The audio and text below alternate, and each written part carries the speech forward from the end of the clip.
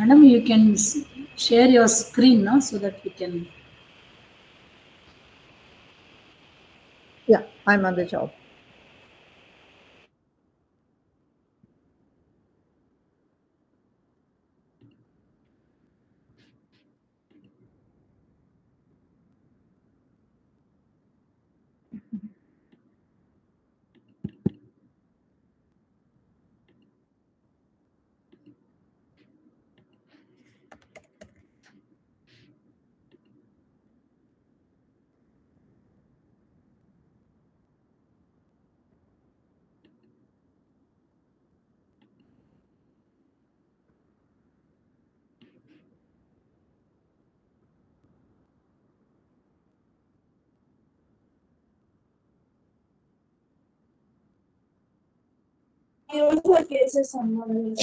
Okay కింద ఇచ్చేసాను మీరు వేసేసారా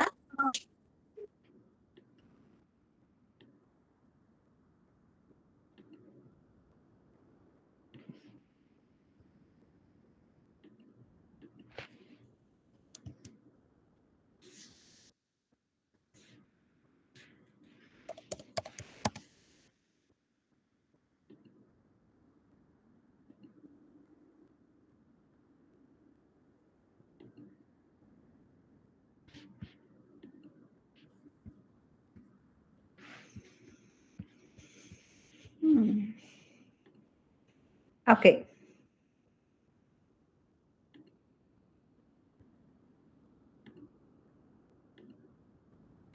One of the best examples of technical glitches, when I uploaded it on my Google Drive and I'm presenting it, the results are not being shown. So, and the window that I opened related to poll everywhere is not compatible with Google Chrome. I'll have to shift to Safari, and that is not another tab that I can share immediately on the screen. I got responses only from 32 people till now, and it says not sure has the highest number. Thank you so much. Let's move on to why I asked you this question. Because digital technologies primarily are the ones that help us reach out to our students in a better way. That is a major claim of ICT being, or education technology being, included in our language classrooms or in general in education. Are we completely aware of individual differences that the students have to begin with? This is one of the major concerns we have. The second one is the individual differences are related to the proficiency and the skills and abilities that the students have. Their needs and purposes of sitting in our classes. As I told you, the context is particularly in higher educational institutions. Are we very sure why they sit in our classes? What is their need? What is the purpose? It's not because every class is important now. The time that they spend with us is important. It's not because it is part of the course that the students sit and listen to us and have those boring faces, irritating kind of expressions on their face. Okay, there is no option, so I'm here, you do whatever you like kind of attitude is mostly seen, particularly if you go to engineering colleges. But yeah, to some extent, you will also see that in other graduate programs as well. Now, with that, what exactly are we going to do with the learners that we really have? The first step for us is to understand our learners in a better way.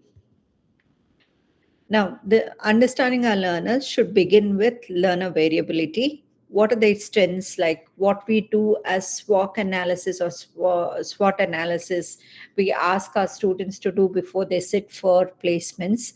Similarly, we also need to know the learner variability that we have in our classes. The first is, what are the strengths and abilities that our students have? What kind of uh, socioeconomic background or cultural background they come from? What are the learning experiences that they already have? Are they positive learning experiences, negative learning experiences? For example, some of the students come up and give us this example of fear for mathematics or fear for English, particularly these two come up mostly in the classes. My math teacher was very strict, was giving a lot of punishment every time I fail in doing it rather than helping me complete the task.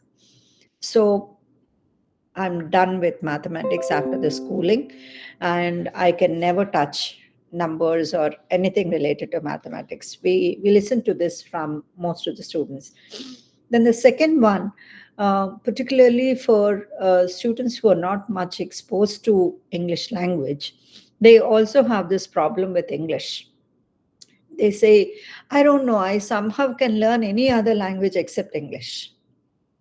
I always have this problem that I make some mistake related to grammar or some word that is supposed to be pronounced in some way. I'm not able to do it. These are common kind of reasons that students give us when it comes to learning English and the fears that they have. And with that, do we also consider their preferences, that the what I discussed just now are the learning experiences that they have? What kind of preferences do these students have? I presume you know what are learning styles. If the learner has a kinesthetic style or an audiovisual style, or um, the type of styles or preferences of learning. So I want to learn in a group, I want to learn alone, I want to do it at home rather than along with my peers in the classroom, kind of things. And what are the interests of the students? What do they want to become? And will what I give as input help them make their career? These are the things that we need to understand before we actually begin our courses. So, this is the homework for us when we begin a semester with a new batch of students every time. And across the semesters, also, probably by the end of the fifth or sixth semesters, the change in the aim of the student, what the student understands about him or herself, and how they would like to make their career also changes. So it's definitely our responsibility to get back to them and revise our understanding of our learners. Are we doing this regularly? Is my question, because this helps us understand the variability in our learners and decide on what digital technologies really will help us reach out to our students in an appropriate manner. Doesn't mean that, okay, fancily I use a video, fancily I use some multi-mode kind of inputs to the students because I know how to use them, I know how to get it from the internet, I know how to merge it with my lesson plan. No, it is not your knowledge. It is what the students need in the classroom. That is what should be our primary concern. Our skills might be varied. We as an experienced individual will have lots of things in our bucket to share with our students, but is at all necessary for our students is the first question that we need to ask every time when we sit in our classes or go to the classes. With that, let us move on to the next topic. um, Unfortunately, this is not working. Right. What comes up, probably we can also have the responses in the chat box. What comes up to your mind when you hear the term digital pedagogies? Or I prefer even your oral responses to this.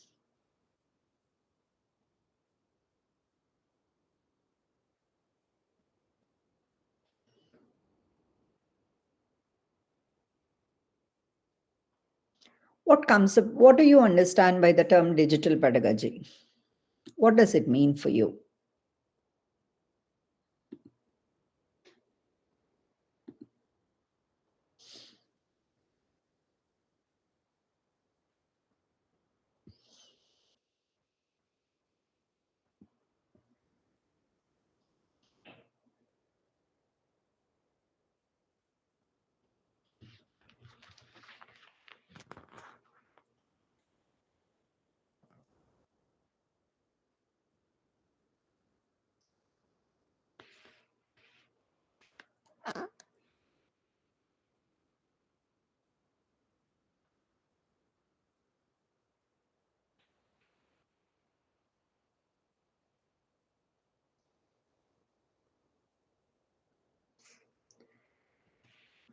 Yeah, please.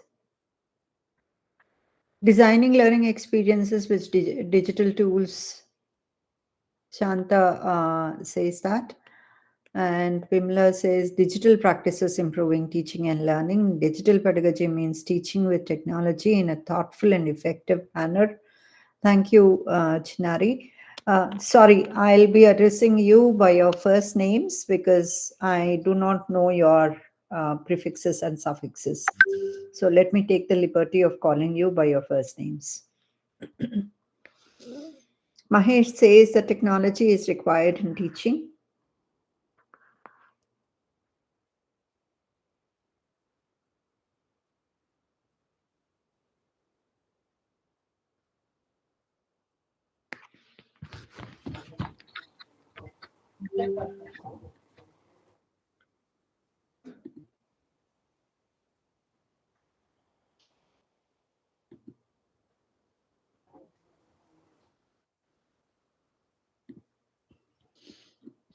Yeah, can one of the participants help me read out the rest of the responses?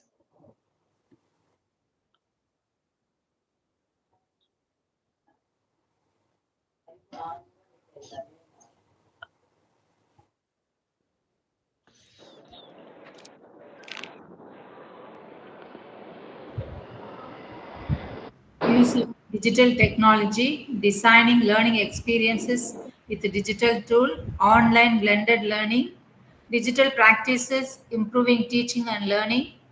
Digital pedagogy means teaching with technology in a thoughtful and effective way, interactive student-centered method.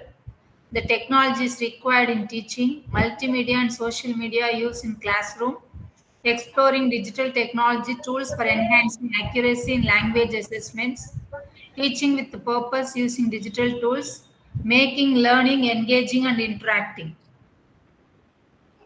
Thank you so much. Many of you have repeated. You gave one or two more answers. I really appreciate your participation. Um, yes, digital technology and digital pedagogy uh, include all that you have thought about. So let us also look at how different are the digital technology or digital pedagogies from our existing pedagogical practices. I prefer you unmuting your mic and responding to this answer question.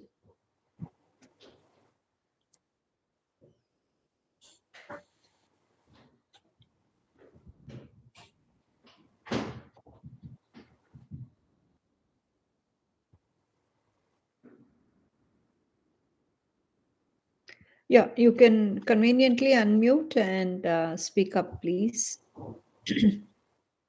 How different is this digital pedagogy using technology or integrating technology in our classrooms from what we were previously doing as pedagogical practices? Ma'am, this digital technology changes how we teach and how students learn in several important ways. While the traditional pedagogy focuses on classroom based, teacher centered method, and also this digital pedagogy brings new possibilities through technology driven learner centered approaches. Okay, let us as language teachers rethink about our roles. What were we doing before and what are we doing now? Did it change much? Yeah, Okay, ma'am. The talking role about, has been changed, and I okay, think the teacher has to play the role of facilitator in the classroom than a teacher in these okay. days. Okay, so it is not a teacher-led classroom, but Yeah, however, facilitator. when we were using, or if a class is being made activity-based completely, where we shift the uh, we really shift our roles and say, okay, I'm going to be either one of the uh, participants in the classroom to complete this task, or I'll be just monitoring, and the rest of the class, you will have to lead it. In those cases, in places where we give such kind of activities, do you think we were leading everything? Was it still a teacher-led classroom? And previously it is focused on group. Now it is, when it is digitalized, it can be individualized learning, teaching. Exactly, exactly. So we are breaking our groups into individuals. That is what technology is doing to us. That's one of the realizations. Thank you. That's a good observation, Hemalata. Yeah. Am I right? Is it Hemalata who gave the answer, or Ma'am, shall I tell one thing, ma'am? yeah? Ma'am, with my observations, what I have encountered with the students, due to the lack of confidence and fear of judgments, so even they are capable of speaking, capable of writing, whatever it might be, but they're lagging behind the curtain because Mm, of these two reasons. Due to mm, fear of judgment, other students might laugh, or in that case, in this digital technological learning, they have their personalized feedbacks and instant interaction with the tools, so that they're getting speed feedback, so that they're modifying their mistakes they have done in their language learning, ma'am. good. Kiranmai, thank you. That's a Ma'am, wonderful insight you had. Uh, thank you, ma'am. Particularly in Indian context, where we have large classrooms and we have more than 20. Minimum is 20. We have more than 20 students in our classes, where we cannot really give independent or individual feedback at length, focusing on each and every aspect of their language production activity. Sure, technology plays a very important role, but is that always necessary? Is my question. And despite that,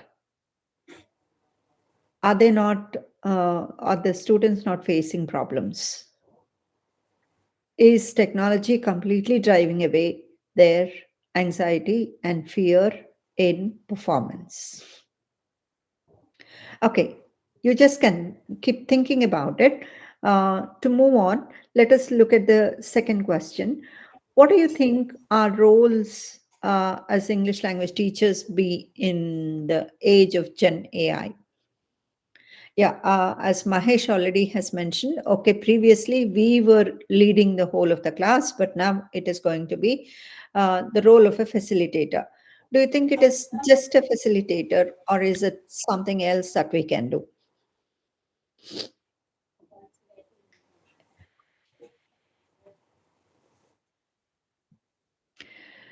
Whenever there is a paradigm shift, I always think about how we as language teachers have been struggling to put our foot there in the whole scenario of education and say, no, no, we also have a place here. We do play an important role in education. I always feel that, particularly from the pandemic, where there is a drastic shift from offline to online, where all of us were forced to get into technological, innovative teaching pedagogies.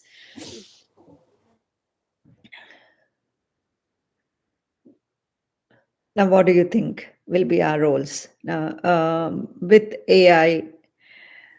AI has not affected just English language teachers, it has affected every profession across the world. So, what will be our role?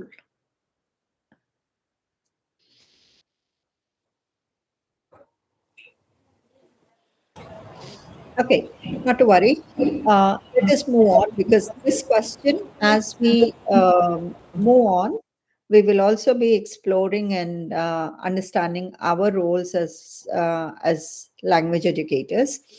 We will definitely get into that discussion again. So, to proceed with, let's look at digital technologies from three different digital pedagogies from three different perspectives. One is, yes, as Kiran Mai has already said, it is quick response that digital pedagogies can give, and it can give augmented reality, which is a combination of the physical classroom as well as you give some other experience. For example, hmm, you would like to expose students when you are teaching any kind of Shakespearean drama, you can definitely play the movie of Hamlet or Othello or King Lear, and you can make them experience the real kind of action that is required in a drama rather than reading it as a text. The experience of drama is given to them in front of them.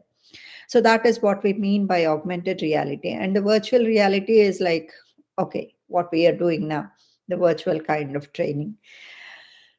This transforms learning experiences from the static learning to the dynamic image learning that we are experiencing now. So, probably previously it was only the teacher who maximum could give the input, and now we have various inputs given, the multi-mode kind of concepts that we have. And we are also able to make the student not just sit and do what we give, but do several other things. For example, I can ask the student to watch one, two, three, four, five different YouTube videos and come back to the class for a discussion tomorrow, which was previously not possible, but now because of OERs, the open education resources available, and the amount of information and the um, texts that are available in different forms are helping us do this. So, this is an era where we are struggling between AR and VR. I mean, augmented reality and virtual reality. Very soon, probably, we may not have physical schools and physical classrooms, but still we keep teaching and learning does happen. How? We will have to wait and see. Now, digital technology is primarily when it comes to language learning classrooms. We should be looking at this large language models, what we call as all the GPTs that we are experiencing, all the AI tools that we experience. Particularly, you ask a question and then it gives you a long answer. It is primarily looking at the language and language modifications, inputs that we give to any of the technologies, uh, technical tools, I mean, and how it reforms that language and makes it convenient for everybody to read, understand, to listen, understand, and to have it in different forms even. Prepare in the form of a picture and present it to you, or create a video and give it to you. Everything is language based. So these are primarily called as large language models, LLM, and learning at convenience is one of the advantages, major advantages of digital pedagogy, is to allow the student to learn at his or her own convenience. Now, I am not able to listen to the class of my teacher today, and I'm marked absent. I lose attendance or eligibility to take an exam. But the digital pedagogies will not restrict students to learn at one particular point of time along with peers. The synchronous kind of learning need not be always there. So the asynchronous learning pattern is what will be coming up, and we are already experiencing it. what we teach in the class. Previously, we used to make the student stand up and answer a question to test whether the student is present and listening to us. But now, even if the student doesn't listen to our talk for 10-15 minutes, the student can immediately browse on the net and give answer to you. So you don't, it's not an assurance that what we are teaching is being learned in the classrooms. Pedagogies are now need based. What is not required for the student is not ready to take, and we cannot give it to the student because the student is not ready to receive it. Previously, uh, education used to be holistic kind of development of an individual, but now I think we are losing that concept. I am, as a language teacher, concerned only about the language that my student uses. How his other social relationships are, what is language doing to him, how is language, all that unfortunately is being forgotten even by policymakers. Language as a holistic communication, particularly to build human relationships, is mostly forgotten. But I think that is where we need to find our positions to be very well established to continue as a human society. So we are supposed to play a very major role in those aspects.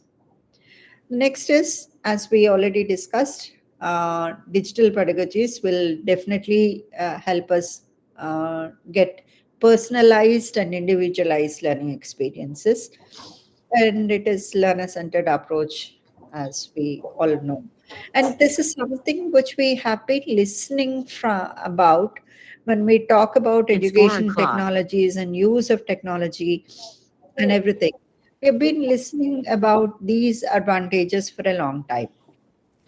But what is that which ELT has to do and language teaching has to do, particularly when it comes to use of digital technologies? Now, there are significant gaps related to that, and that is what we'll explore now. A significant gap in peer reviewed research or everywhere, the research that is being done across. Uh, Research is primarily done on young learners, young adult learners, as all of you have been teaching there. And probably the schools and junior colleges are not insisting on teachers to do research and on their own teaching practices or techniques that they adopt in their classes, the innovative ways they try to reach out to the student. Those are not much explored, and teachers are not insisted on doing it.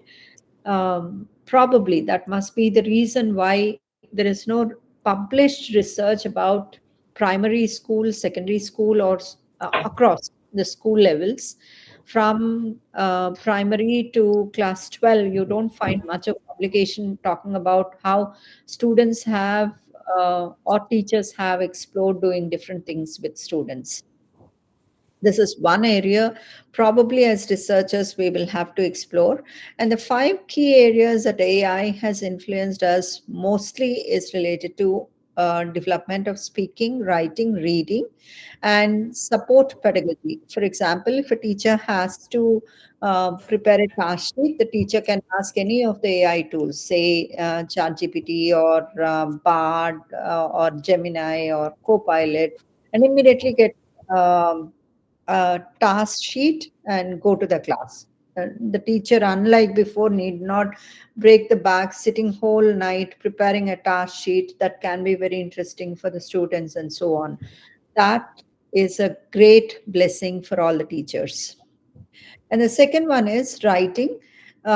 Previously, till the fifth version of or the fifth generation of GPTs evolved, one of the major constraints was the handwritten texts were not deciphered by the technologies, and we couldn't really assess them. Now, you take a picture and feed it to ChatGPT 5, and the GPT will be able to go through the whole of the text and also give feedback to what the students have written. That is another advantage we have because of the digital pedagogies. Now, reading skills also, how it helps is based on the level of reading comprehension that the student has, which is being tested or diagnosed by the technology or tool that they use. That tool will be able to generate another text, or based on the level of the learner, the tool will be able to make the student go from one step to another. So this is another major advantage we have, and it supports pedagogy as I already talked about, and it is also self-regulated. So automatically, at what level I am, it takes me to the next challenging level. However, in all these, something which is found is listening to be is one of the major AI area. Yeah. I see something like Tarak. Are you speaking?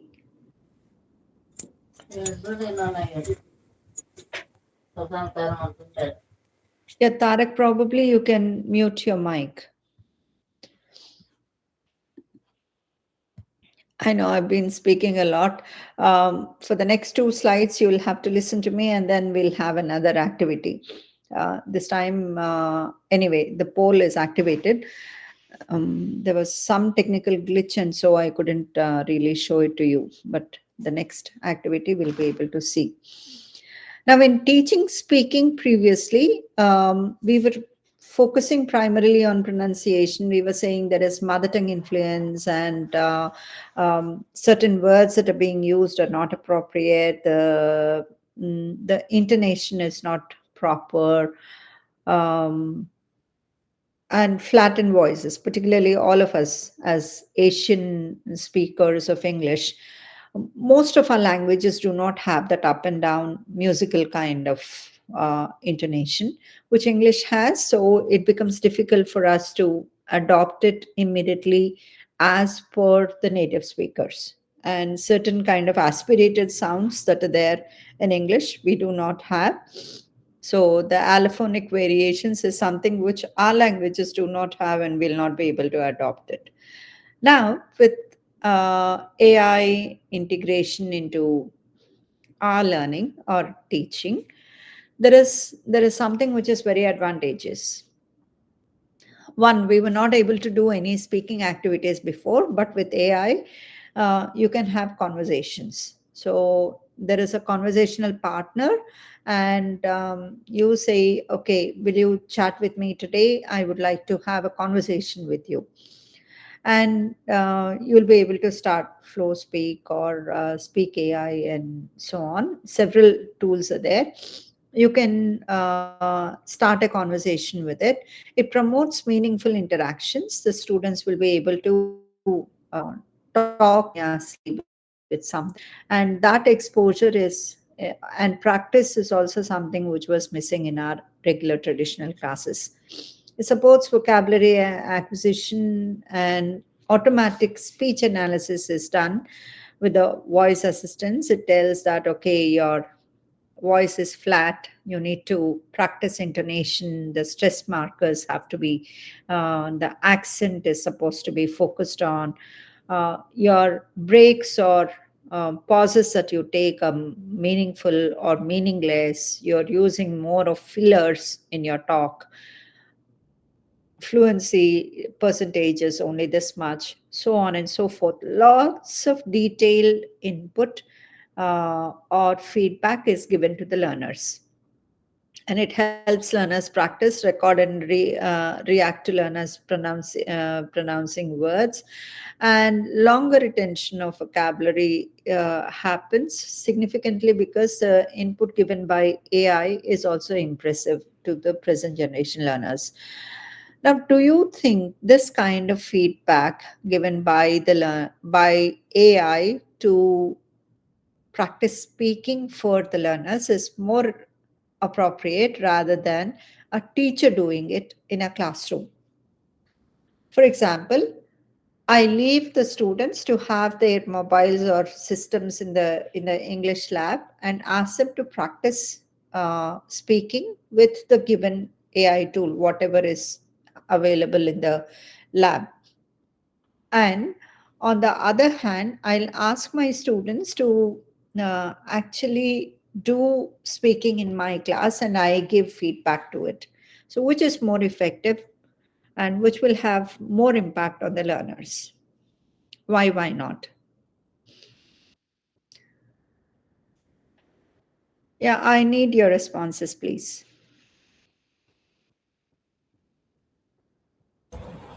I just Learning need and to hear. improving English skills. Sorry, could you please repeat? Learning and improving English skills. Okay, which is more impactful? That is my question. Whether it is teacher given feedback, class is more impactful, Writing or essays, AI given feedback is more impactful. write essays, assignments. Ma'am, I think the teacher's feedback is more important. Why do you think so? Ma'am, when see, learning a language obviously makes a lot of difference for the students to interact. That is what Mm-hmm. that is what our present experience is. Because as of now, the students, they have that impact of teacher giving the feedback. They'll have Mm-hmm. a one-to-one more of affinity towards the students. This is what we have been observing as a part of teaching to the students. Obviously, AI also has its own. Uh, Impact on the students, but when it comes to speaking, I think teachers feedback do play a lot of role. This is what I feel, ma'am. Thank you so Yeah, much. Correct me if living I'm in, wrong somewhere. Thank you. there is nothing right and wrong about it, Lata. Yeah, You've thank you. experienced, you have expressed your experience with the Yeah. students. Are there others who would like to respond to this?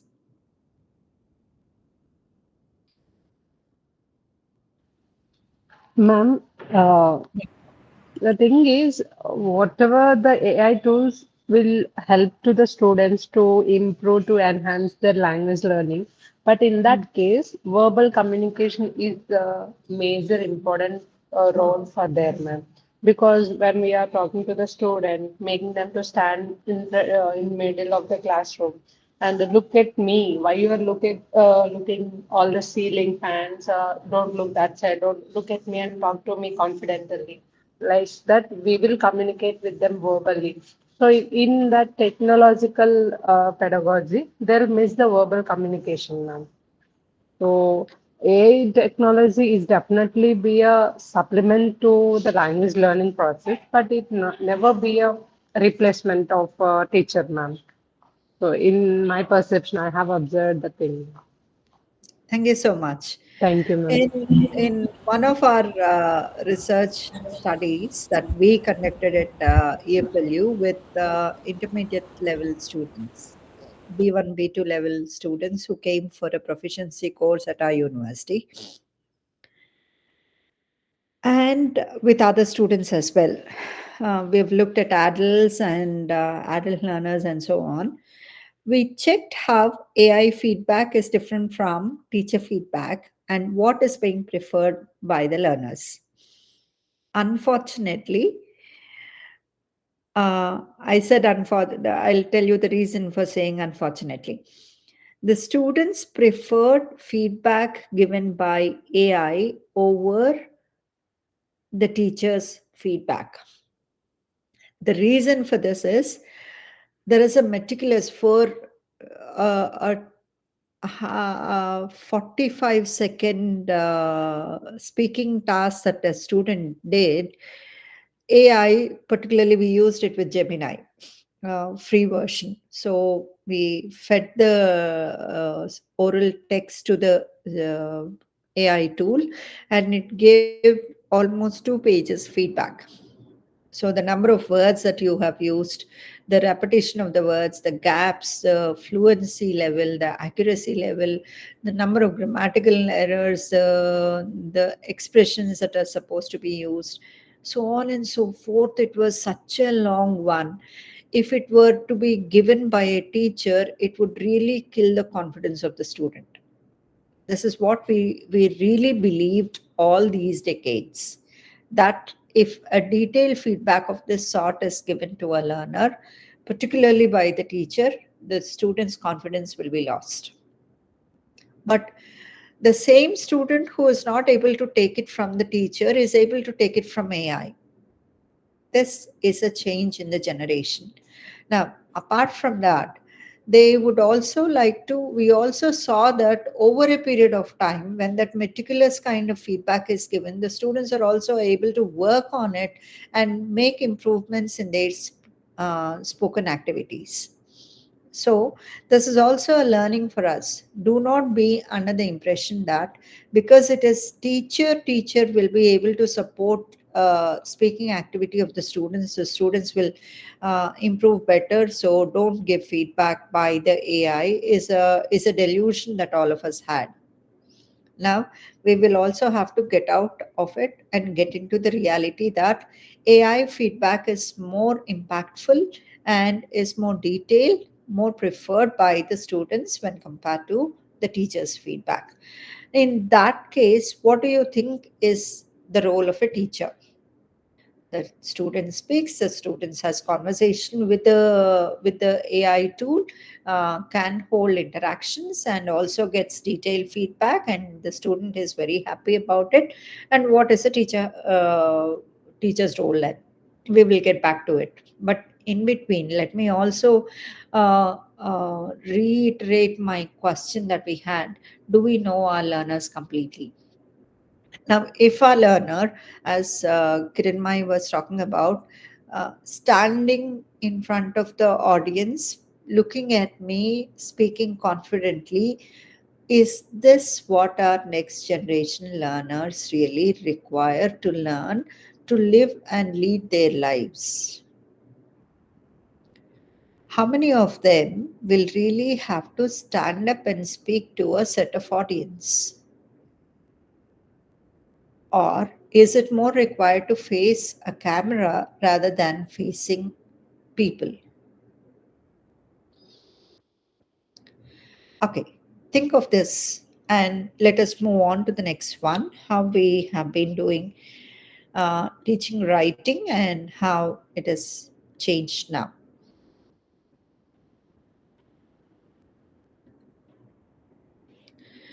Teaching writing previously, we all know we were giving tasks to the students, and primarily our role is to identify the errors, correct them, and say that this is right, this is wrong. We also used to give prompts and instructions to say, okay, write a paragraph on so and so. It has to be between 50 to 70 words. It has to have a topic sentence, a supporting sentence, and a conclusion sentence, so on and so forth. We used to give instructions and tell them the structure of the text that we were doing. But after LLMs came into existence, that is, generative AI came into existence, we also started thinking that where is the need for us, for our students to write? For both speaking and writing, they need to use language for communication. Probably not as we were thinking of standing up in public and speaking to everyone, but communication is more important and makes it more human. That is why language that we need to use is to build relationships, build up communication, know about one another, and move on with the human relations that is required. So do not look at language as one of the subjects, which we have not been doing anyway, but look at language particularly as a connecting kind of tool. So if we start looking at or change our paradigm or the way we were looking at language and how students are supposed to learn it, probably most of the delusions that we have about our roles and also the role of the students will be erased, and we'll live in practicality. So LLMs, one of the other delusions that we have is what is that which the students need to write or learn when everything is being done by LLMs. Like you say, write a paragraph, you give a task, the student immediately feeds it to that, say, Copilot or ChatGPT, and immediately they get the answer, they throw it on your face. Good, no problem. But When it comes to communication with others, will this kind of task help them? Are we going to allow them to use any of the AI tools during their examinations? This is the reality that the students also have to realize, that AI will not be allowed into their examination hall. So their writing is inevitably being tested in the form of written exam, and they definitely will have to do it. Of course, in future we are going to have online examinations. It is not very far off. Many have started practicing it, and there is a strict monitoring online, so that will not happen. That is taking the support of another tool and copy pasting here cannot happen, uh, even when they are taking any kind of online examination. So this is something which the students have to get into the reality about. The next is, any ChatGPT tool can do a great work regarding writing on your behalf, but does it understand your idea? This I have experienced many times while writing. Um, as I write, Grammarly immediately will point out. I think all of us experience this. Will point out and say, use some other word in this place. Use some other phrase in place of this. But most of the times, what I would like to convey is not what it is suggesting. Did you experience this? Did any of you experience this? Yes, What ma'am. family suggests regularly is not what you wanted to say there. Great. Mahesh says yes. Any others with this experience? Yes, ma'am. Thank you, Jyoti. Right. So there is a limit for taking AI into consideration to do all the writing work that we want to do, because AI may or may not. Probably, if they say that the prompt that you give is not appropriate, and so the AI did not give you exact response that you require. No, however, well you're experienced, even when you're writing, if a tool like Grammarly, an AI tool that is inbuilt with our Word documents and inbuilt with our all our chat communication tools, say even when you're uh, typing on your WhatsApp, it suggests changes. So with those inbuilt kind of language Grammarly corrections, we still feel that the idea that we want to convey is not exactly conveyed when we convert to their language. Hence, human communication still stands as a very important aspect that we need to keep in mind. I'll also give you an example about this once we. Yeah, now you can actually scan the QR code or get into this, and please respond to this question. It's active.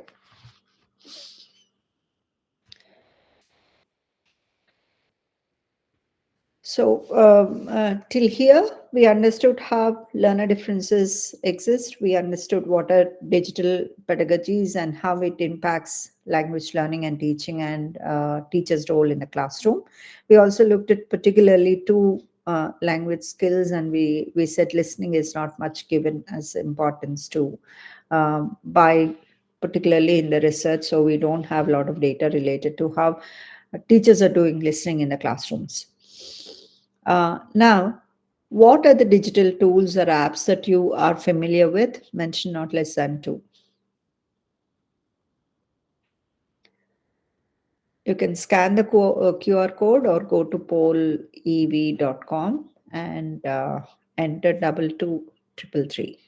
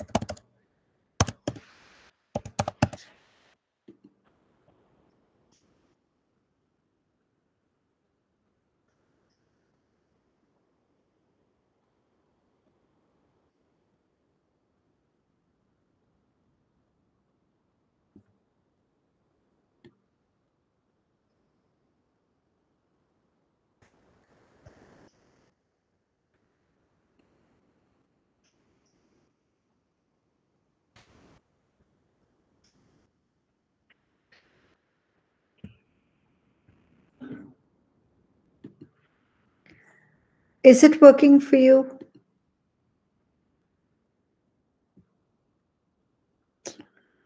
It still says nobody is responding. Ma'am, Padlet, Kahoot, Adobe Express. I think these are the digital apps nowadays they are using in teaching learning. Okay.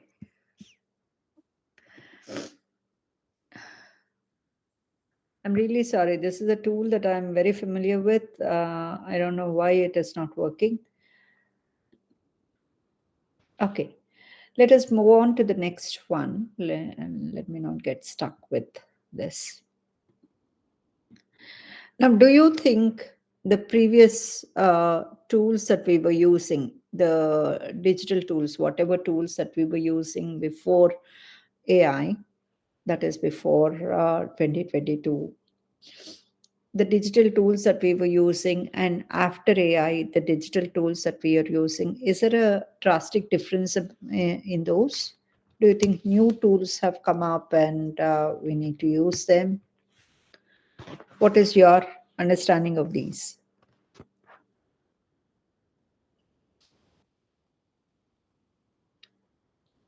Please respond.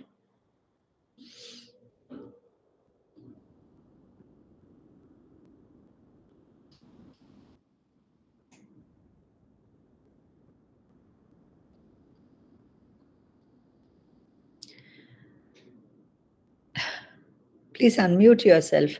Do you think the digital tools that we were using before AI and after AI, are they different? Or are the tools the same and their features have changed? Ma'am, Yeah. yes, ma'am. An ICT tool we have immersive reader in the skill in of reading.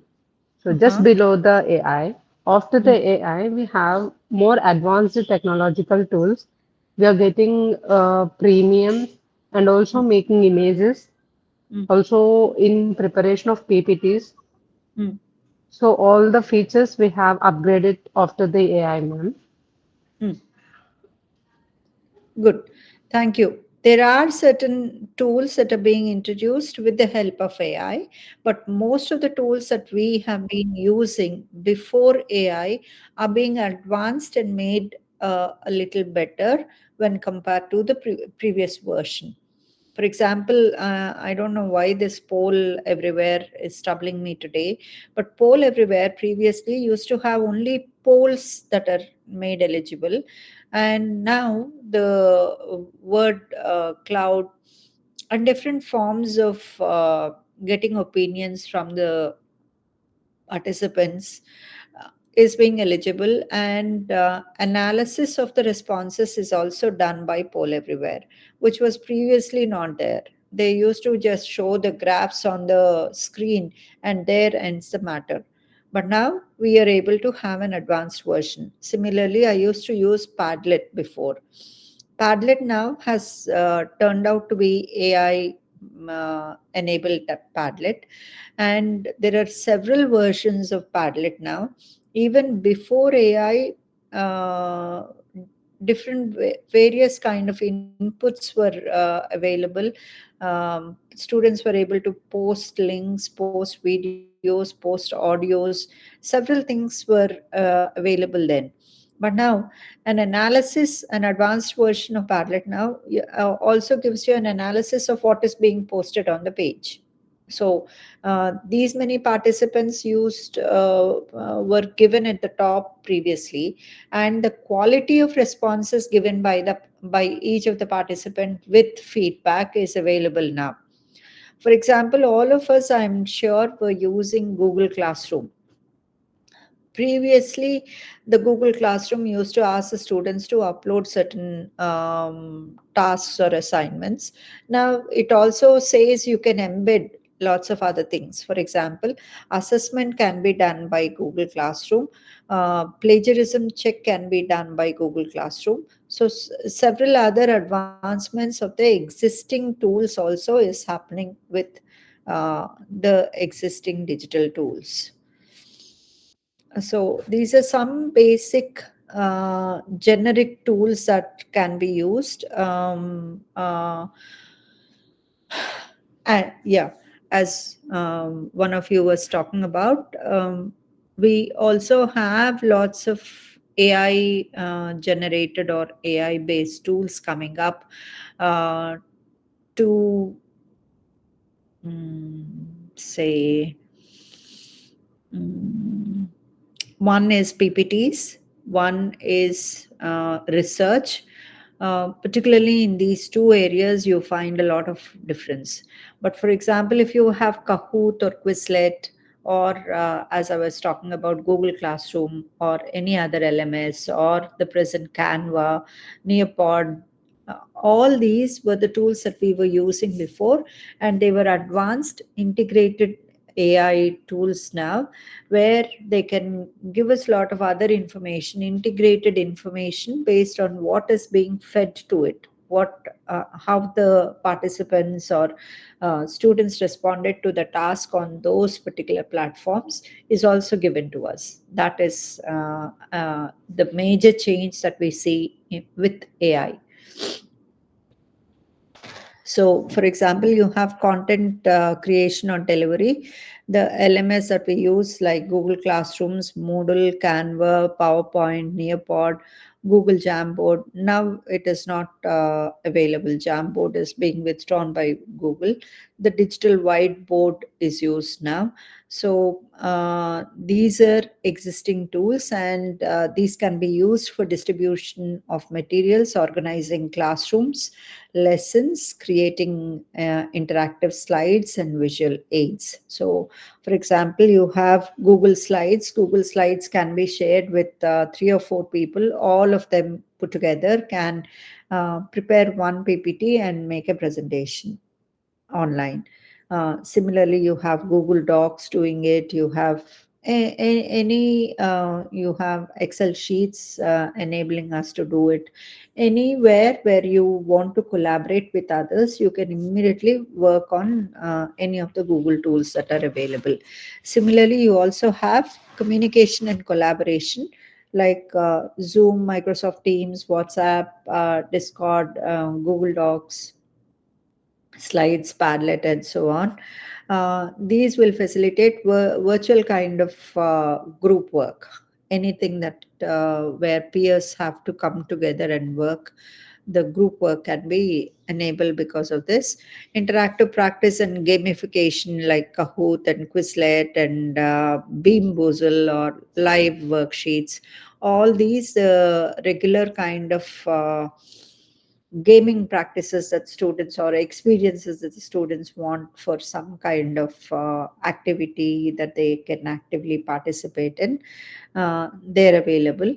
Similarly, authentic input can be given through YouTube. You can also use Fluentis video lessons, vlogs, podcasts, VoiceThread, Flipgrid and VoiceThread have been previously also being used. Podcasts are also previously used. Now, podcasts, like with AI, you also know that the you can switch on, switch off the subtitles. You can also increase or decrease the pace of it. You can also change the voice that gives you input. For example, I make an audio or a video. AI can assist by reading it for me. So I'll be seen on the screen and AI will give the voiceover. So these are all possible with AI tools, AI and feedback tools, that is ChatGPT, Grammarly, language tool, AI writing feedback tools, all are available. Uh, uh, Particularly for assessment and speaking, you also have Elsa Speak, you have Lingua, you have Duolingo is doing great. You also have Cambridge that has launched speaking tool, and Read Theory is for reading. Read Theory AI is for reading text. Lingua.ly is also used for reading text. Ling um, linguahouse.com gives a lot of ones on listening and reading. Similarly, you have for listening and speaking pronunciation tools like FlowSpeak, interactive video platforms like Edpuzzle, VoiceThread for audio, visual peer reviews, and all. You can use these tools. Uh, I'm not getting into any one particular tool, but I can give you an example of one video that talks about, this is a TED Talk video. It talks about how the present generation can have, with all the existing digital technologies, how classroom activities can be created, how we can make it very challenging and interesting for the students. Would you like to watch that video now?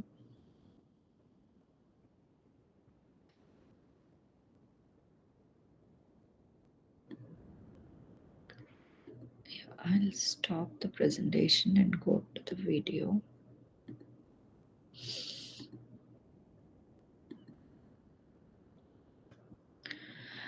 Yeah, you can carefully observe and listen to what Nora has been talking about, how a challenging task can be given to the students in the age of generative AI.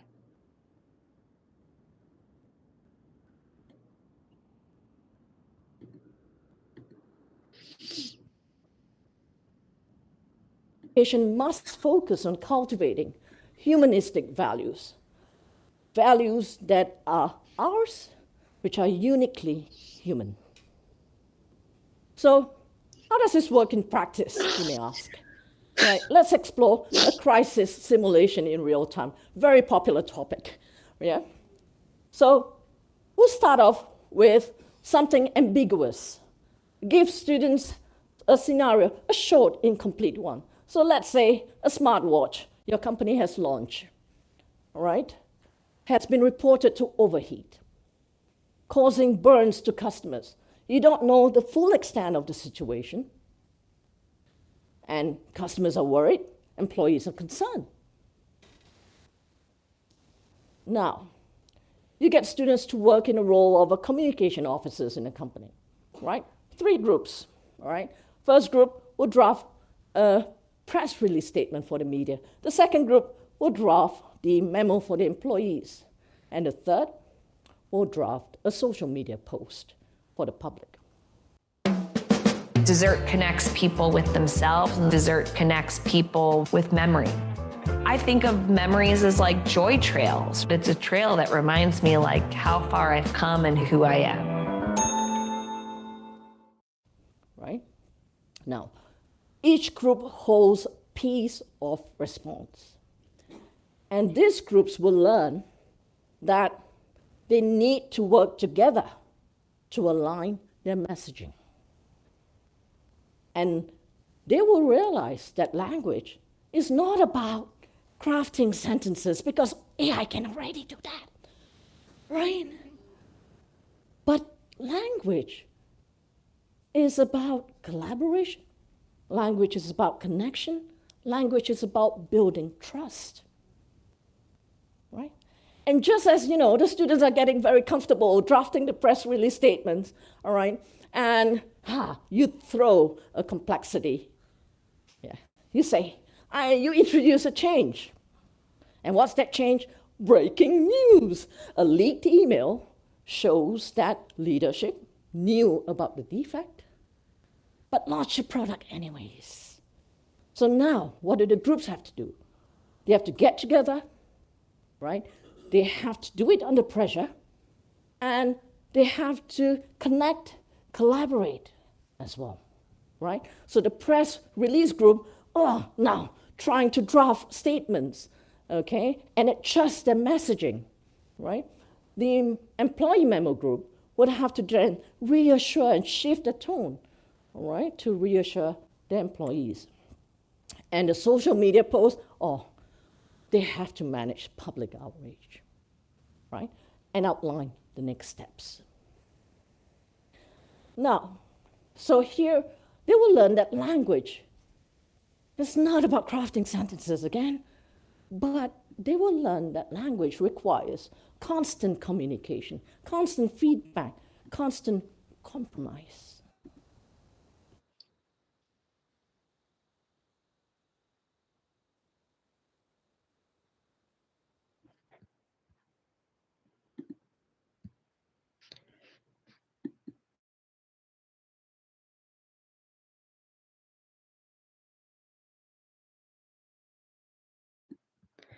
Yeah, hope you got the video appropriately.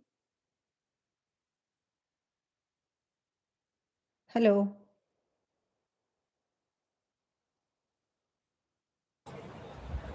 Yes, yes, ma'am. Okay. So, you saw how creative a teacher has to be here. It is not related to how we depend on AI and get some tasks and go into our classrooms. Never ever the tasks that are being generated by AI will be the exact tasks that work for us very well in our classrooms.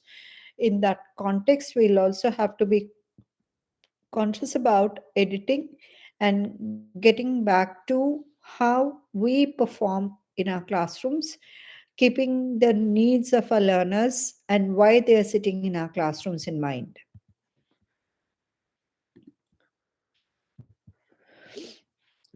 Now, the precautions that we need to take when we are using any kind of digital pedagogies, the first one is how do we integrate it?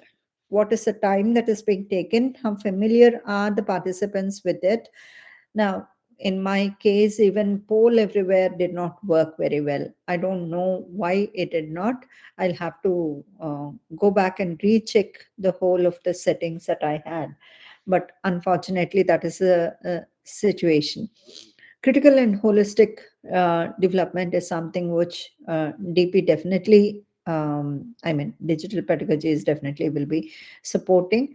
And as one of you in the beginning itself said, classrooms are more inclusive and more personalized than before. However, digital safety is another issue that we are going to fight with from hereafter. Privacy and safety are things that will become issues that we need to worry about.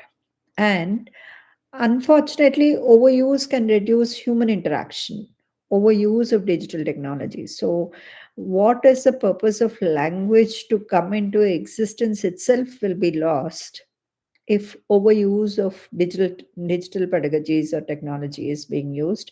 So blending face to face element, that is augmented reality rather than virtual reality, is a better version for all of us to continuously work on. So how better can we get integrated with technology, or technology gets integrated with our classrooms, is what we need to work on, vice versa always. So sometimes we play a major role, sometimes we allow technology to play a major role. And there are four different frameworks that are given for us to integrate technology and make our classrooms more digitally enabled ones. The first one of it is what is called as SMART.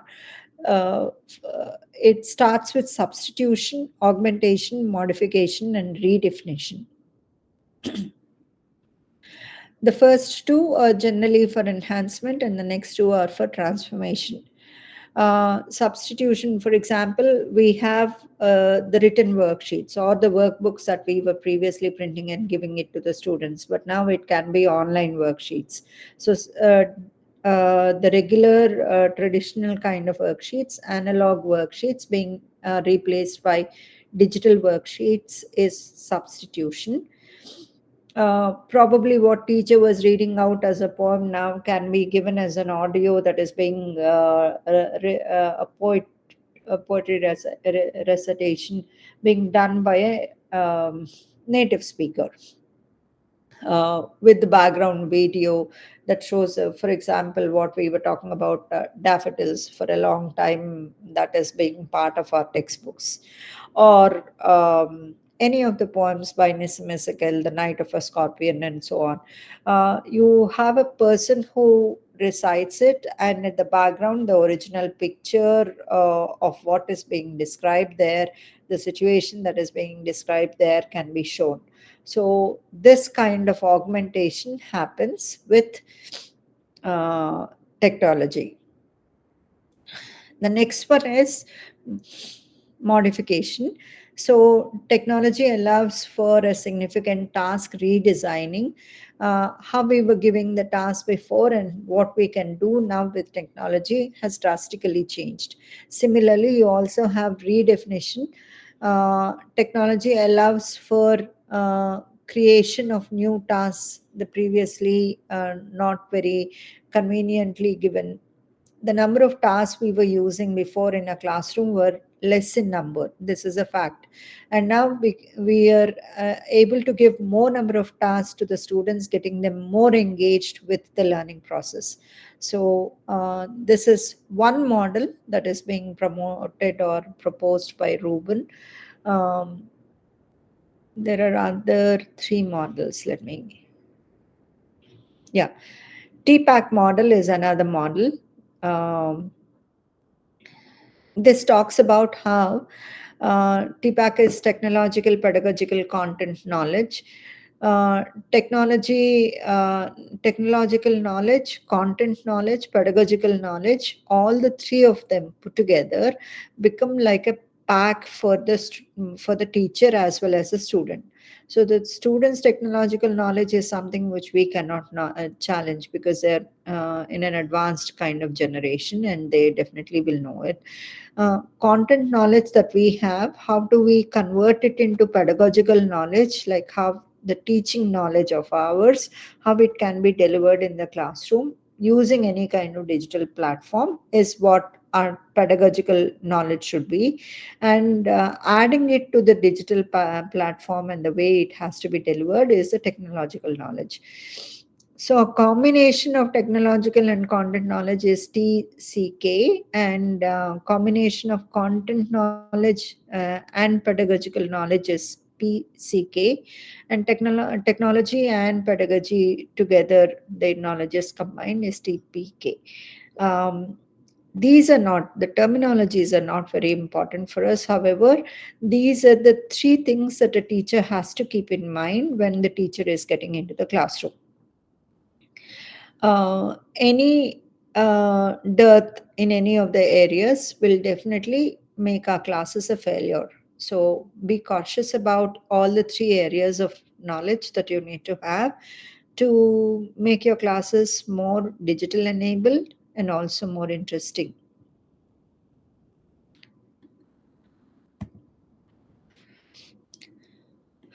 Now, the third model is PIC-RAT model. PIC stands for Passive Interactive Creative. This describes a student's relationship with the technology.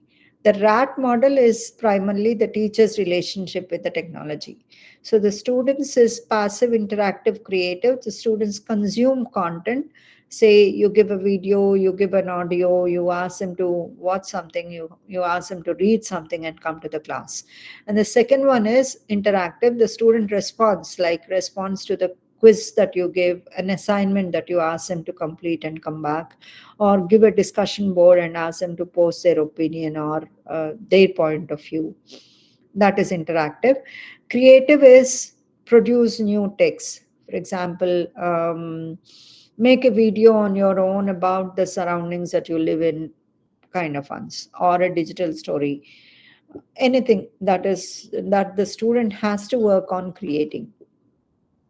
The next is RAD, that is replacement, amplification, and transformation, which is the primary role of a teacher. So the teacher here, technology substitutes the traditional tools like ebook being given in place of printed. We already talked about task sheets being given as worksheet before, and now we give it online. Amplification, that is technology enhances efficiency or engagement. And transformation, technology enables tasks not possible before, but now it is possible. Say, for example, virtual role plays are possible, dialogues are possible. We talked about these when we talked about digital tools. So this is another framework. And the last framework is chat framework.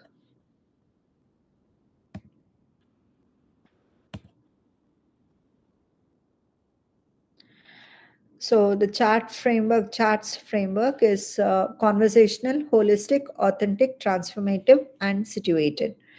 Conversational is interaction should constantly happen. It should allow everything to be covered under it. For example, if you take language as a holistic one, it doesn't focus on one particular skill or element of language, not grammar, not pronunciation, not just reading or listening, but in total, there will be input, there will also be an output kind of one. So, holistic, authentic, not related to classroom abridged versions for reading and so on, or abridged AI version to get the um, summary of the text or something like that. No, a complete authentic text that is not prepared particularly for language learning, but in general it exists and we also use it for language teaching.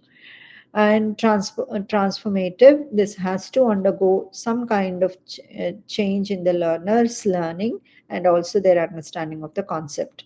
And it should be situated whether it is useful, relevant for my set of learners or not. So AI focus for language learning uses chatbots for interactive dialogues, holistic skill building, real world tasks, reflective feedback, contextual application, implemented in stages. Particularly this particular model is very ideal for TESOL or IELTS exams if the students are taking it. Okay. Now, this for sure works. So, what challenges have you faced when you were integrating digital tools in your teaching? You can scan it, or you also can use the link here. I'll be posting it in the chat box.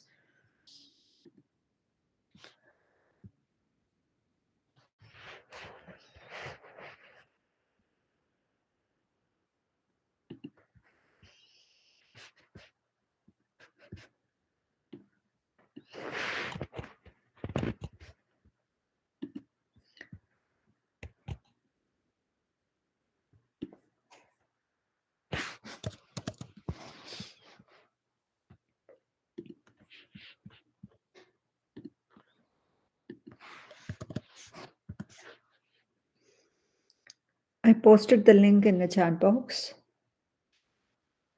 So you can talk about what are the challenges you face while using digital or technologies and digital technologies or digital pedagogies in your classroom.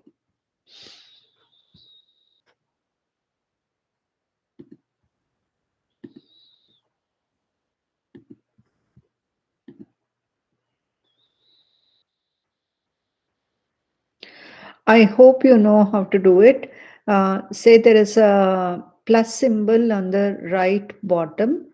As you click on the plus symbol,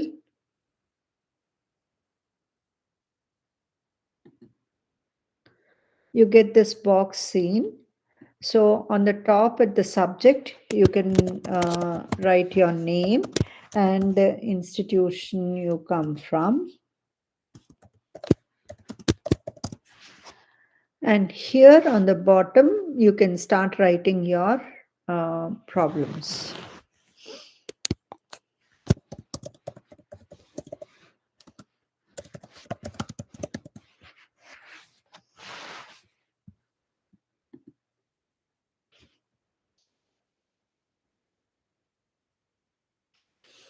You just need to at the end say publish and it comes here.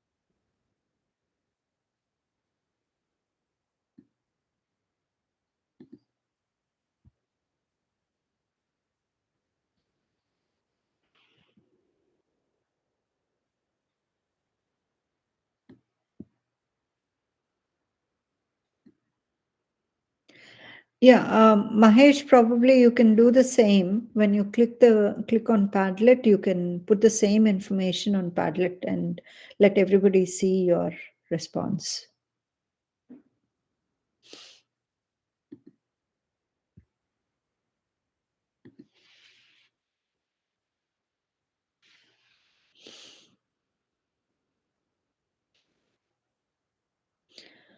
Yeah, you face technical glitches while this is Raccoon says here face many technical glitches during the classroom. And Mahesh has posted in the chat already. He says students are not much aware of using technology in learning lessons, especially in rural areas. Okay, it all depends on how we train our students in using the tools that we want them to use. Let us also look at other problems and try if we can give any solution together.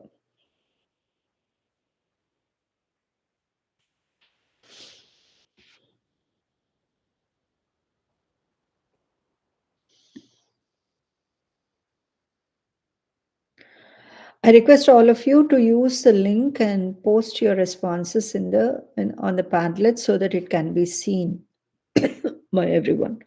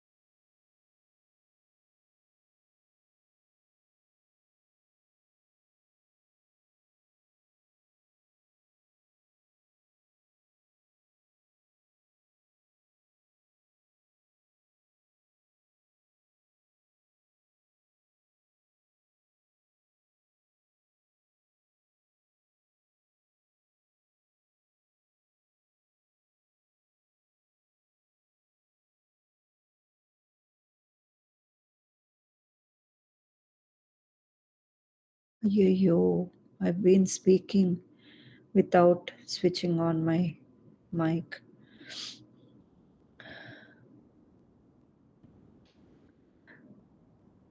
Yeah, Kiranmai, this is one of the major challenges all of us have. Yes, ma'am.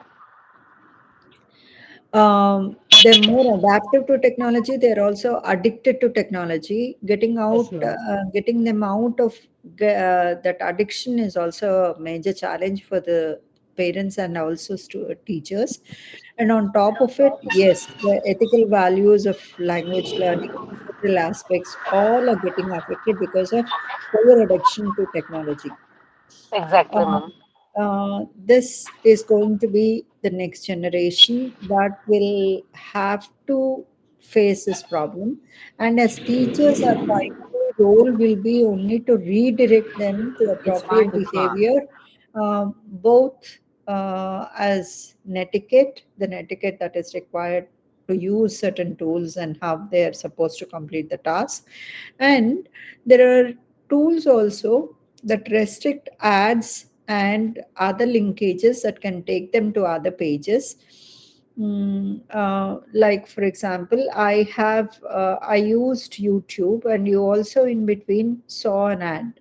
I can restrict YouTube from playing the ads by probably having an advanced version of it.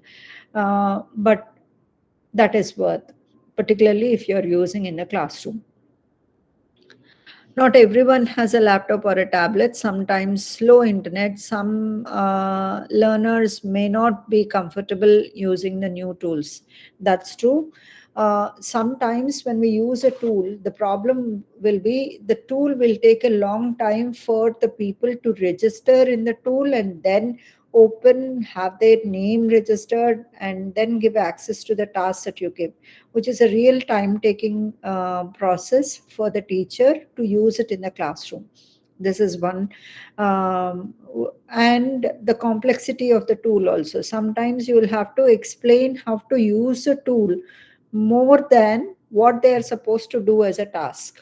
So the tools that you choose have to be appropriate for the student to immediately get access to and use it without any kind of hassles. Dr. Roseline has given a long list of things. One of the challenges that I have faced, one is varied digital literacy levels. True, this can happen even with technology, with adults, with young learners, everybody. And the next one is technical problems and connectivity issues.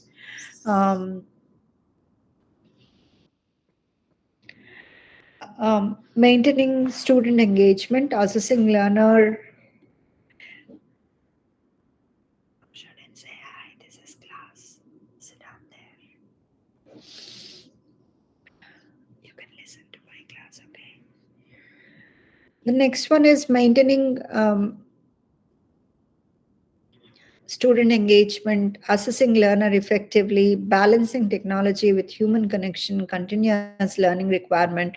Wonderful. You have summed up all the problems generally that we have. One is definitely connectivity issues, both from our end and from the students' end. One is familiarity with the technical tools. And the major one is how are we ensuring students to get engaged? See, previously we used to monitor everything that the students are doing in a classroom.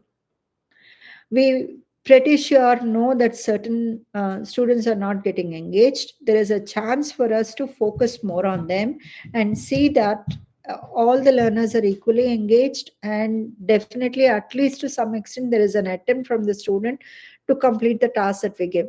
But now once we say do it online, you do not have that hold.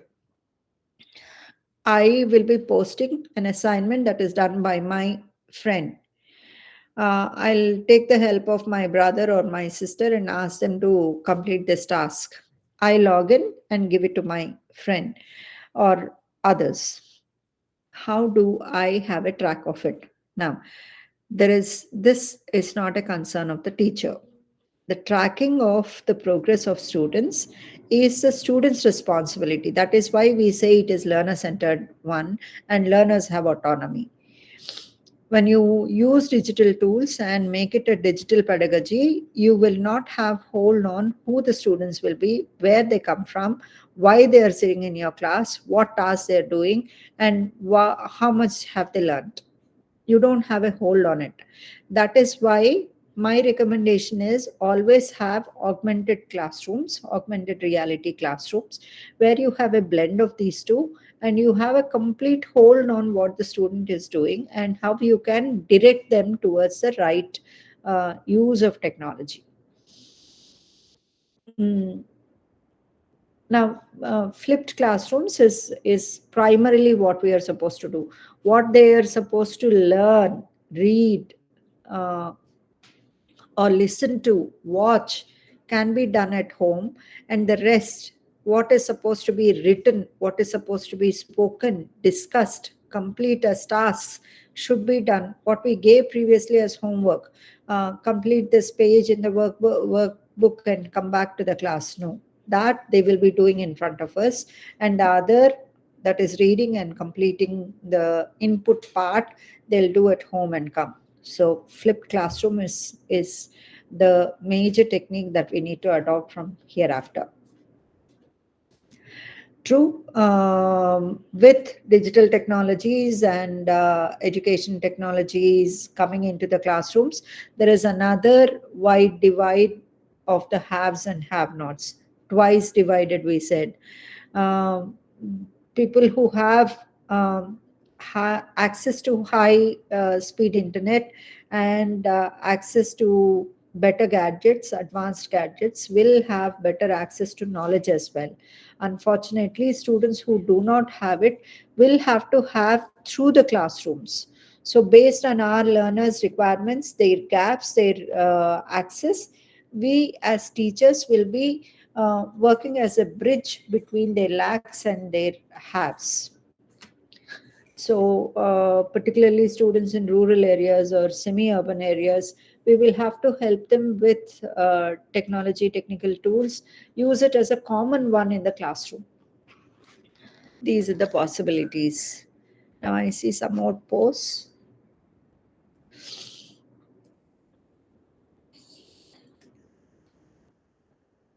Not everyone has, yeah, this we discussed already, right? Students often lack knowledge about the digital tools. This also we discussed, right?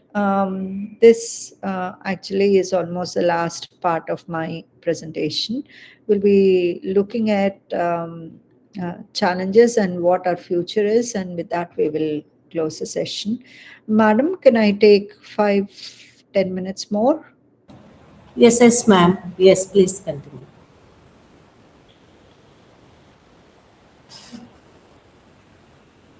What's on?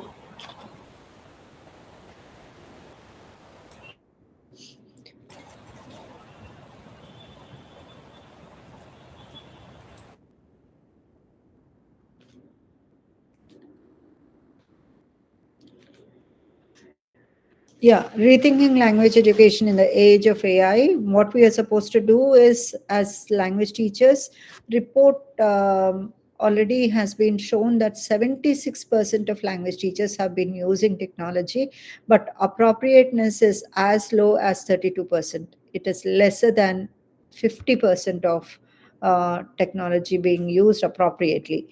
The general AI and LLMs, that is, the large language models, are largely dependent on our input. So it is a mirror of our humans.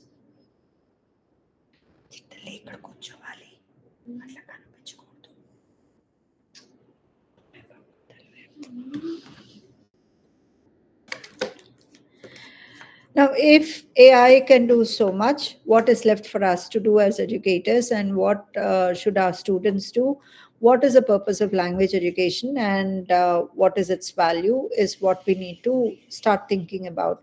As Nora has been telling, I will also share the link of Nora's talk.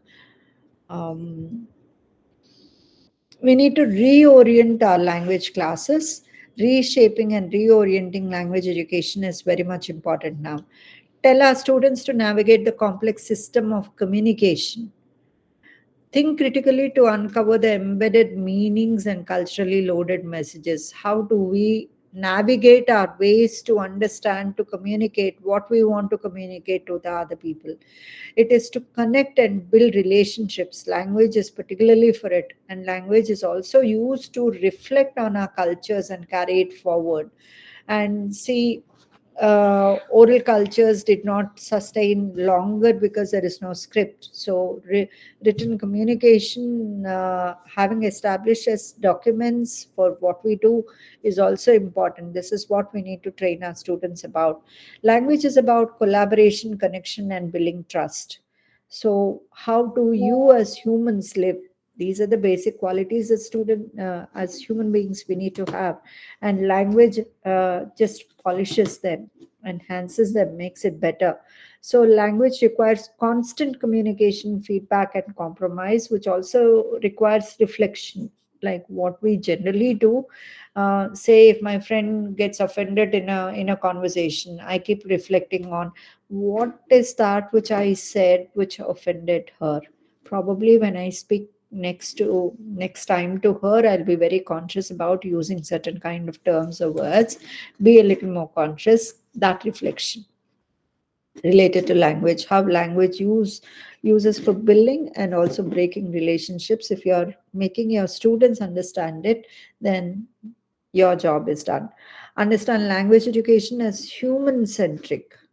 It's a human centric one. It is not for the sake of learning anything else, you do it. It is not unlike before the GRE exam. Once upon a time used to be like list of words you learn and you'll be able to crack it better.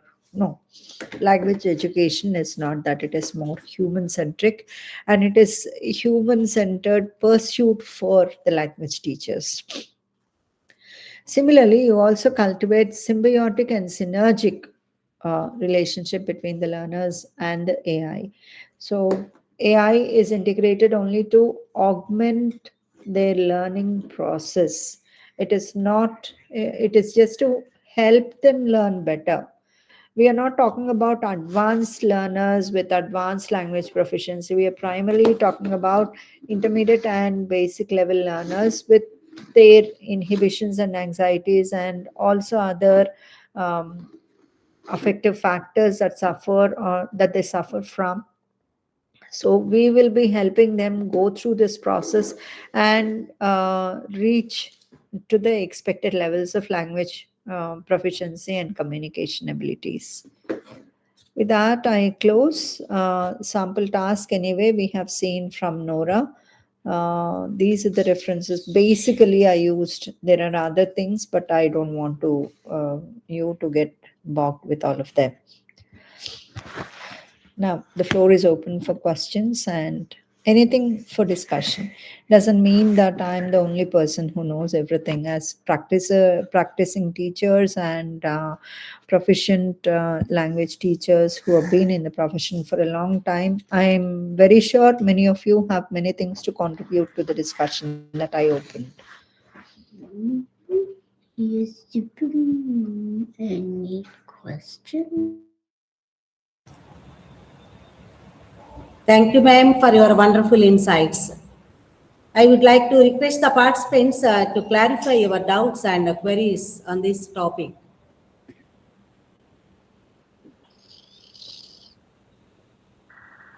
Ma'am, shall I raise a question, ma'am?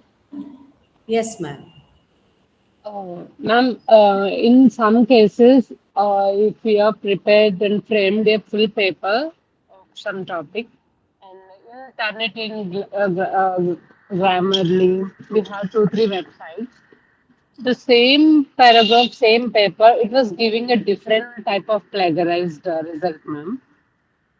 So all the technological tools are giving a same feedback or similar feedback, ma'am. Because for all of them, the base is the same. The input is already the same for all the platforms. The available information that is being, the large data that is being processed, the source is the same for all. It's only the language that is being presented a little different. Okay, ma'am. Thank you,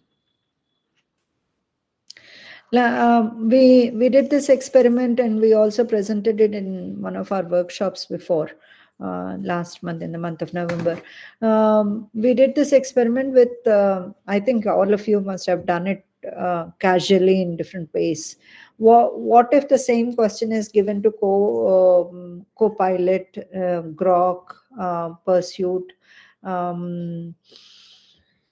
Gemini, Bard, ChatGPT, DeepSeek. So with almost 12 different kind of AI chatbots, we gave the same question and looked at the language output differences that they had.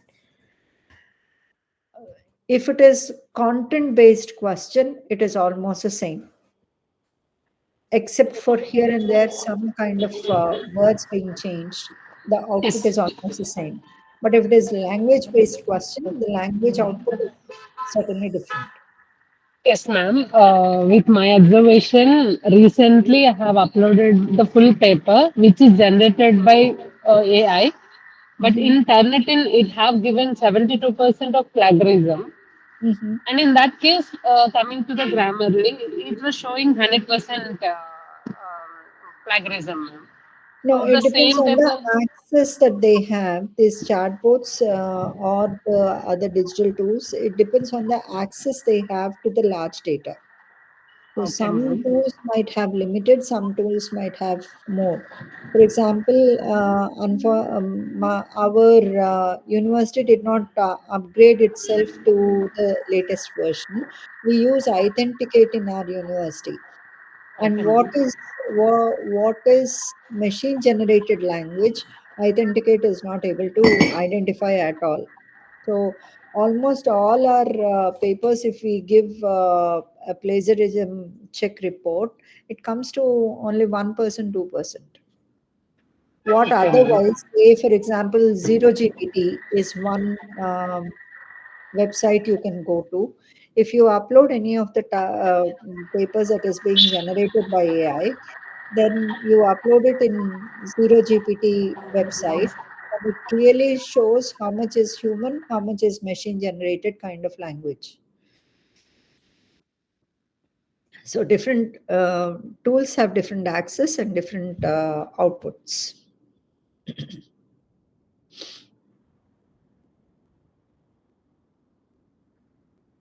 Yeah. Any other queries?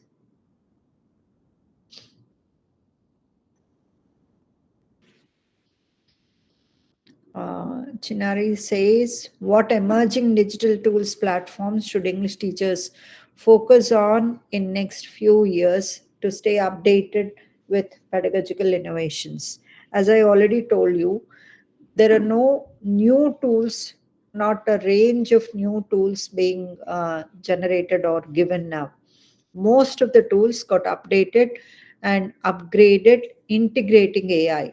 So existing tools, whatever you have, you don't need to, as English teachers, know varied variety of tools that exist.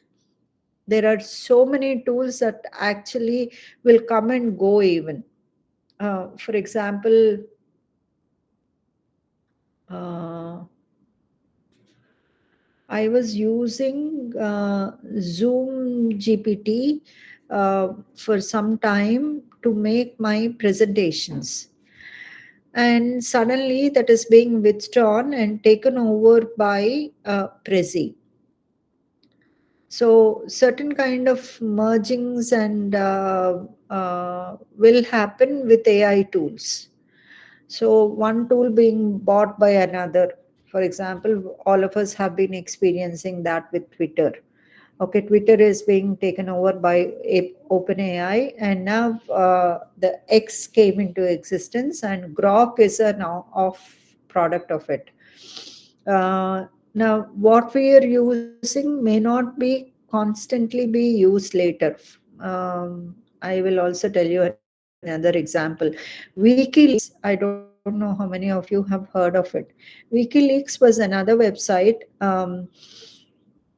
web tool that used to be used in place of G Classrooms, Google Classroom, where I prepared a whole set of sessions for a complete semester and uploaded in that, thinking that that will be storage for me and I'll have access wherever I go to the material and also the task sheets that I have on WikiLeaks.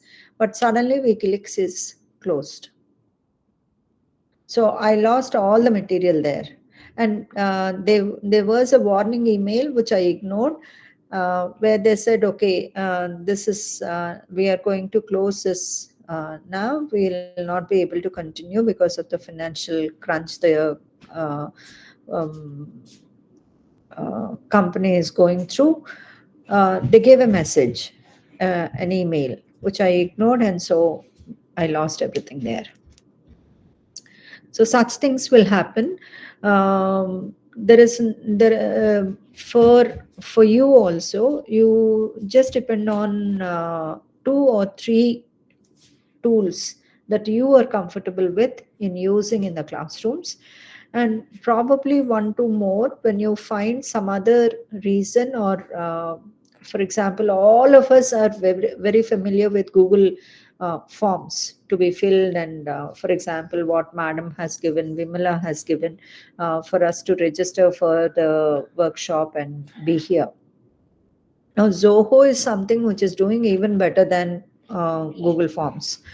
Will that be a better one to continue? Is what we need to check based on the company that is running it. And once you're confident, then you explore, spend 2-3 hours to understand its pros and cons. There will be every authentic tool that is being released will have an authentic video to show that from the same company. They will release it and they will say that this is the way you need to use it. And those videos, if you watch 2 or 3 continuously and wait for a month, there will be also the negative videos that come up. This particular tool will have this problem, so this is the way you overcome this problem, or do not use this particular tool because it has these loopholes. Such kind of videos as reviews also will be coming up on YouTube. So be cautious about these and then start using the tool. Any of the tools, it is that. And I tell you, I repeat once again, you don't need to know whole lot of tools to deal with your classes. Have limited number of tools that are hands-on, where you have hands-on experience. You very surely know it works very well, and those tools are supposed to be used. Any others?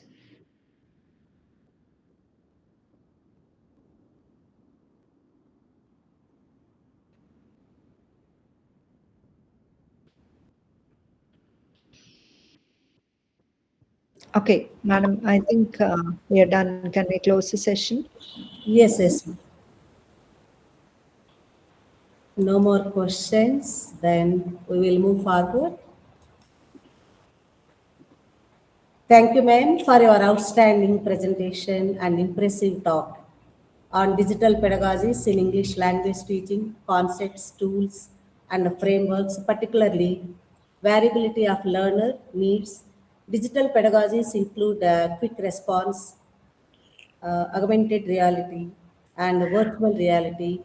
Then key areas in which AI is being used in ELT, and some generic tools for ELT, precautions for digital pedagogies and digital ELT frameworks, PPAC model, and so on.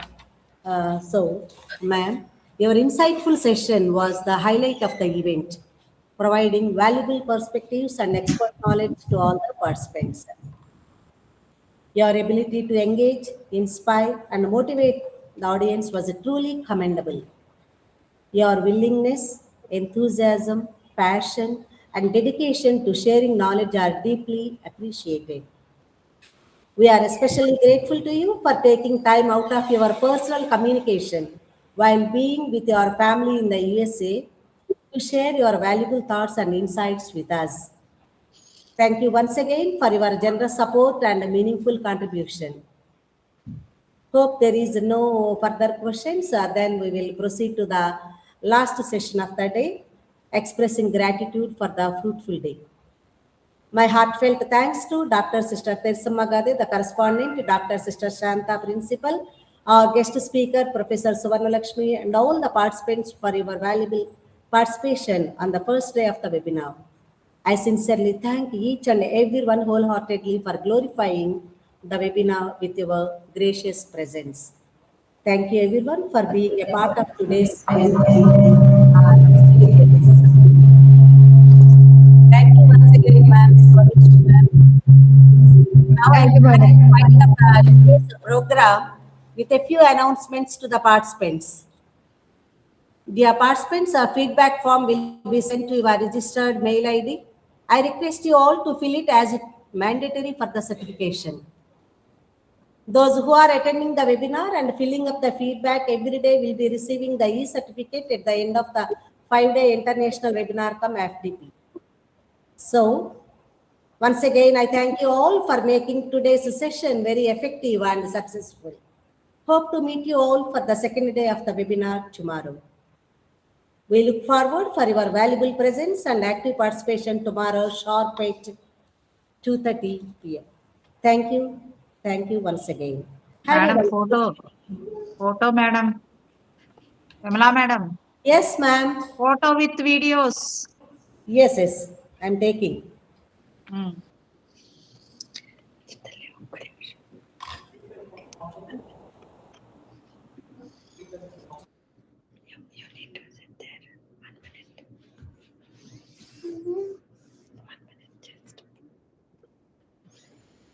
Feedback form will be sent to your registered mail ID and also in WhatsApp group.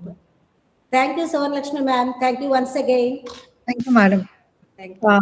Thank JMJ College, Dr. Shanta and Dr. Vimala for making me part of this program. Thank you. Bye-bye. Thank you, ma'am. Bye. Have a wonderful evening. I should really thank Raj Kumar for making me part of it. Yes, I too, ma'am. I should thankful to Mr. Rajkumar. He referred your name, ma'am. Thank you. Yeah. Thank you once again. Thank you, madam. Bye-bye.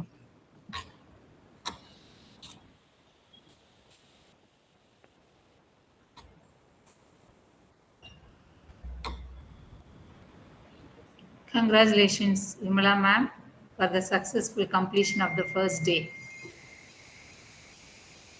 Thank you, dear sister, for your cooperation and support.